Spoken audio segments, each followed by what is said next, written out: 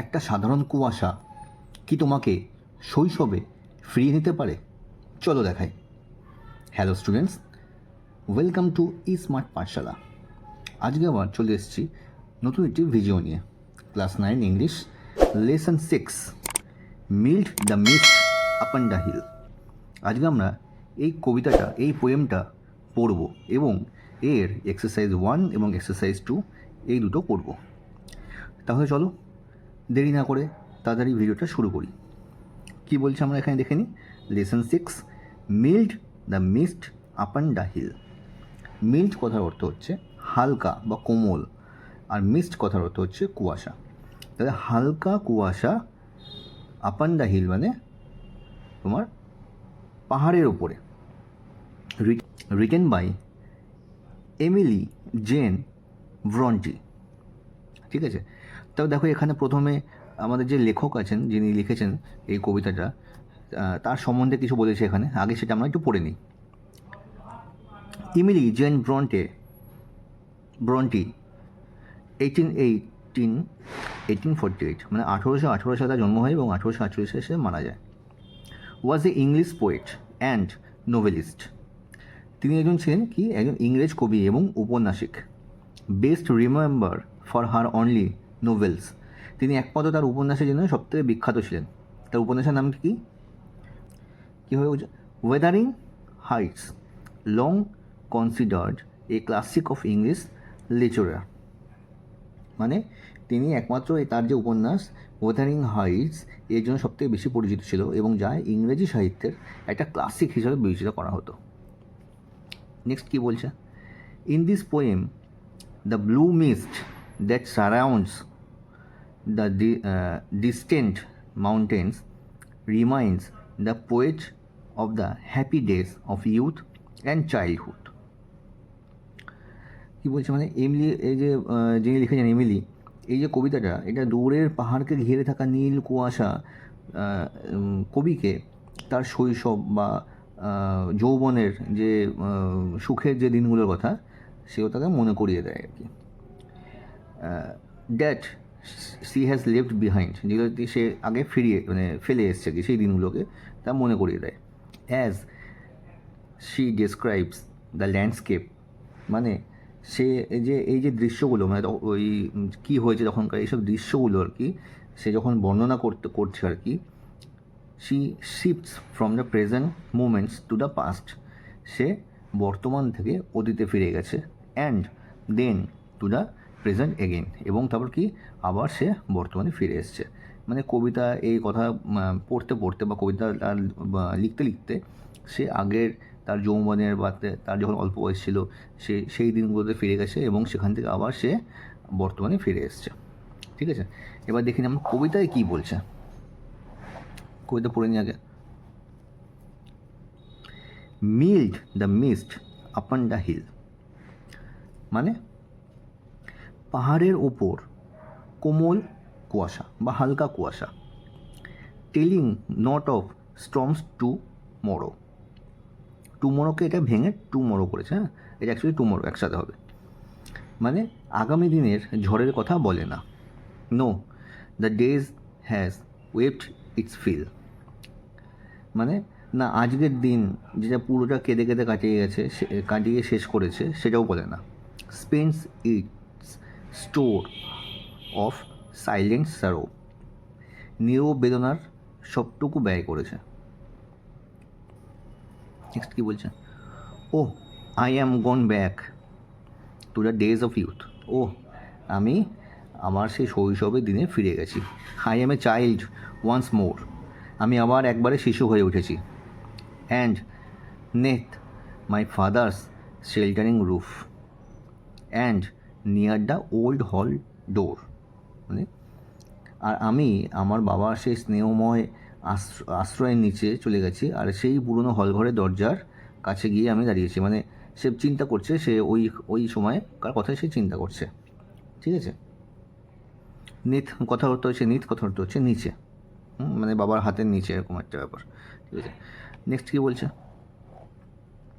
I watch this cloudy evening fall, আমি দেখি এই মেঘলা সন্ধ্যা নেমে আসছে। After a day of rain, একদিনের বৃষ্টির পর, মানে সারাদিন ধরে বৃষ্টি হওয়ার পর।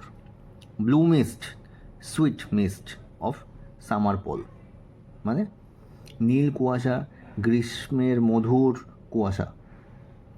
দ্য হরাইজনস মাউন্টেন চেইন, দিগন্তের পাহাড় শ্রেণীকে ঢেকে রেখেছে, মানে অনেক দূরের যে পাহাড় শ্রেণী আছে সেগুলোকে ঢেকে রেখেছে মিষ্টি কুয়াশা। তাহলে দেখি নেক্সট পেজে কী বলছে, চলো।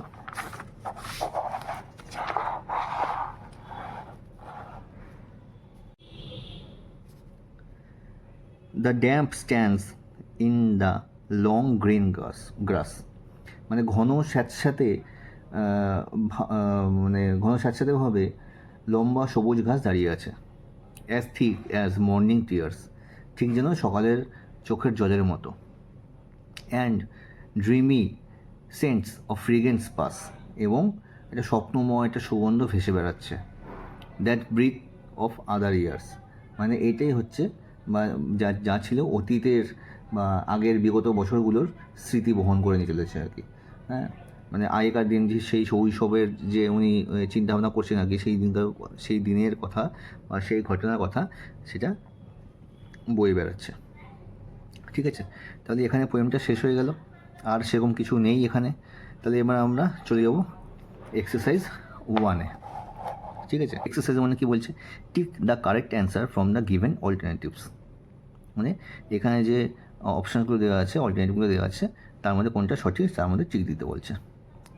The mist was upon the, মানে কুয়াশাটা ছিল আর কি। কুয়াশা কী ছিল,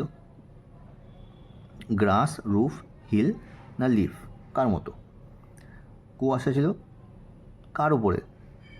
পাহাড়ের উপরে। দেখো প্রথমে এখানে দেওয়া আছে একদম কবিতার মানে নামই, mild the mist upon the hill, upon the hill মানে পাহাড়ের উপরে।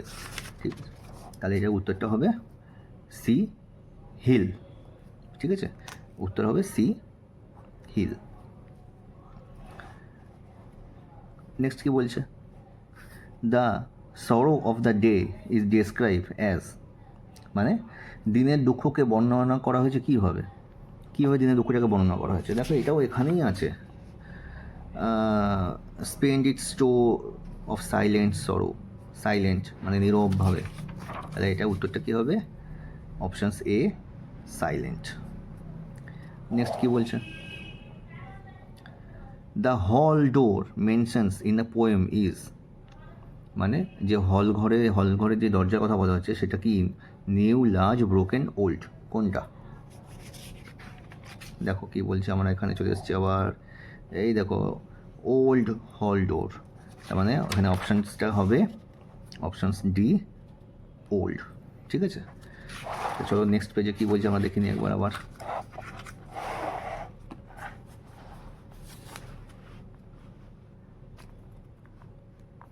চলে এসেছি আমার নেক্সট পেজে, কী বলছে,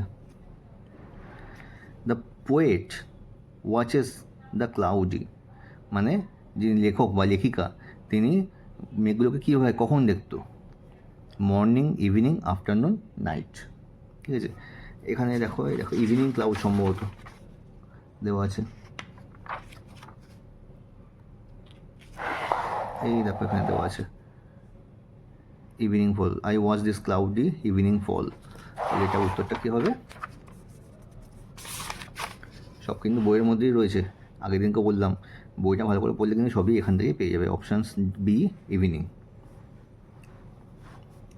the colour of the mist is, মানে মেঘের কালার কী, বা সরি কুয়াশার কালারটা কী, দ্য কালার অফ মিস্ট, কুয়াশার কালারটা কী, গ্রে, হোয়াইট, ইয়েলো, ব্লু। দেখো অপশানস যা ডি হবে ব্লু, নীল কুয়াশা, আগে বলেছিল প্রথমেই লেখা আছে নীল কুয়াশা। Next, the damp stands on the, ড্যামগুলো কোথায় দাঁড়িয়েছে, ওয়ালে, ফ্লোরে, বুশ না গ্রাস, মানে কার মতো দাঁড়িয়েছে এগুলো, গ্রাসের মতো। এই দেখো এখানেই আছে, the dam stands in the long green grass. ঠিক আছে, তাহলে এখানে কিন্তু আমাদের এক্সারসাইজ 1টা হয়ে গেল। নেক্সট আমরা কী করবো, আমরা এক্সারসাইজ 2 করবো। চলো তাহলে এক্সারসাইজ 2টা শুরু করি। Answer the following questions within 25 ওয়ার্ডস, মানে এই প্রশ্নগুলো উত্তর দিতে হবে 25টা ওয়ার্ডের মধ্যে। প্রথম কী বলছে 1 নম্বর, where does the poet see herself when she thinks of her childhood.